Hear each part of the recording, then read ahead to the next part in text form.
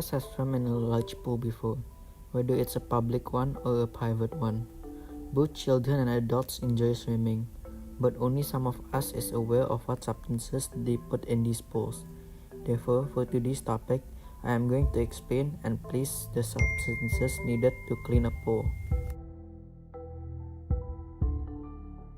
As a halogen, chlorine is a highly efficient disinfectant and is added to public water supplies to kill disease-causing pathogens such as bacteria, viruses, and protozoans that commonly grow in water supply reservoirs, on the walls of water mains, and in storage tanks.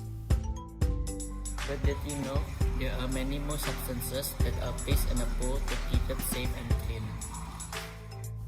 These include sanitizers, which may include trichlor, dichlor, bromine, and cyanuric acid.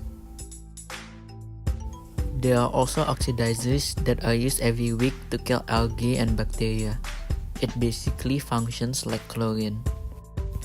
There are also water balancers to adjust a pool's pH level, calcium hardness, and cyanuric acid levels. Lastly, there are many more specialty chemicals that come such as algaecides, clarifiers, enzymes, filter cleaners, metal magnets, phosphate removers, stain removers, kits, towel and vinyl cleaner. How do you clean a pool? We should be aware that cleaning it is not as easy as it sounds. But now I'm going to show you how to simply clean your pool. Note that this is a very simplified version to clean and purify the water in the pool. This is not at all close to the full process of cleaning and maintaining a pool's cleanliness.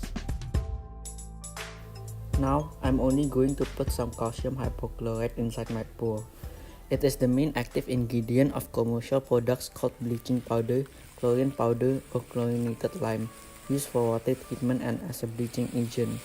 Make sure that you do not put too much since excessive exposure to chlorine can cause sickness and injuries, including rashes, carving, nose or throat pain, eye irritation, and bouts of asthma.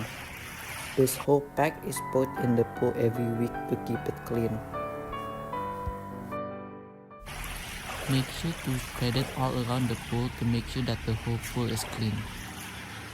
You should also call experts to check your pool's pH level, place more special substances, further clean the walls of your pool using vacuum, filter the water, and many more. What are the chemical reactions that take place when we put these substances in the pool? Chemical reactions involved in chlorination. First of all, chlorine and hypochlorite salts both react with water to produce the strong oxidant hypochlorous acid. This is the major bactericidal agent in pool water. There is also the formation of hypochlorite ion, which is a weak oxidant that is formed by the favoring of high pH. Lastly, there is UV light photolysis, which are hypochlorite ions rapidly broken by the UV light present in sunlight. This causes 90% of the free available chlorine lost from outdoor pools.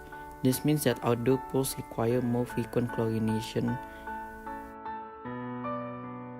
Thank you for listening and see you next time.